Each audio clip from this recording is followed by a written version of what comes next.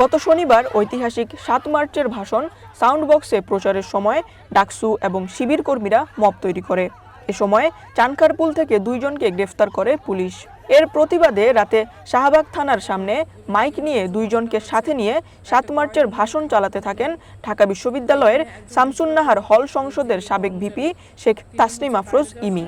পরে সেখানে ডাকসু ও এনসিপির ছাত্র সংগঠনের নেতারা এসে 3 জনকে জোরপূর্বক থানায় নিয়ে যায়। পরে পুলিশ এই 3 জনকে সন্ত্রাস বিরোধী আইনে গ্রেফতার করে আদালতে পাঠায়। ভবিষ্যৎ হোক নিরাপদ, বিনিয়োগ হোক বিশ্বস্ত, আর আমার পছন্দ সল্ট বে। ওয়েলকাম টু সল্ট বে।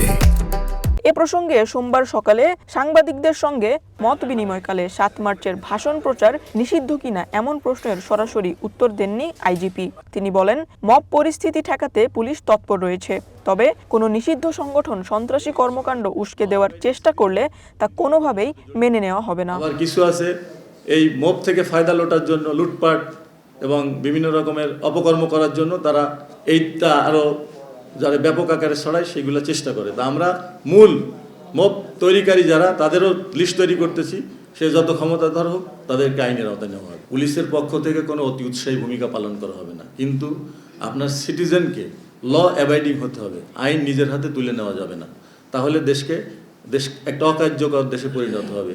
আইনের শাসন বাস্তবায়ন, ন্যায় বিচার প্রতিষ্ঠা, এই জন্যই পুলিশ কাজ করবে।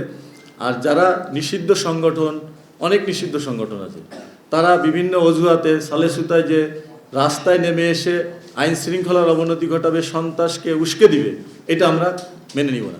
পুলিশের পোশাক পরিবর্তনের প্রসঙ্গ উঠলে আইজিপি জানান, অন্তর্বর্তী সরকারের সময়ে পুলিশকে দেওয়া নতুন পোশাকের বিষয়ে সরকারই চূড়ান্ত সিদ্ধান্ত নেবে। পোশাক এটা আমি যতদূর জানি আমাদের সরকার সঠিক সিদ্ধান্তই নেবেন এবং এটা নিয়ে ওনারা পর্যালোচনা করছেন। আপনারা ওনাদের কাছ থেকেই ফাইনাল ব্রিফিংটা পাবেন। ইনকিলাব মঞ্চের সাবেক মুখপাত্র ওসমান হাদির হত্যার ঘটনায় মূল অভিযুক্ত ভারতে আটক 2 জনকে দেশে ফিরিয়ে আনার বিষয়ে পররাষ্ট্র মন্ত্রণালয় কাজ শুরু করেছে বলেও জানান আইজিপি। একই সঙ্গে সাবেক প্রধানমন্ত্রী শেখ হাসিনাকে দেশে ফিরিয়ে আনার বিষয়েও উদ্যোগ চলছে বলে জানান তিনি। কূটনৈতিক চ্যানেলে ফরেন মিনিস্ট্রি থেকে তাদের সাথে যোগাযোগ হয়েছে, তারা এই ব্যাপারে কার্যক্রম গ্রহণ করছে।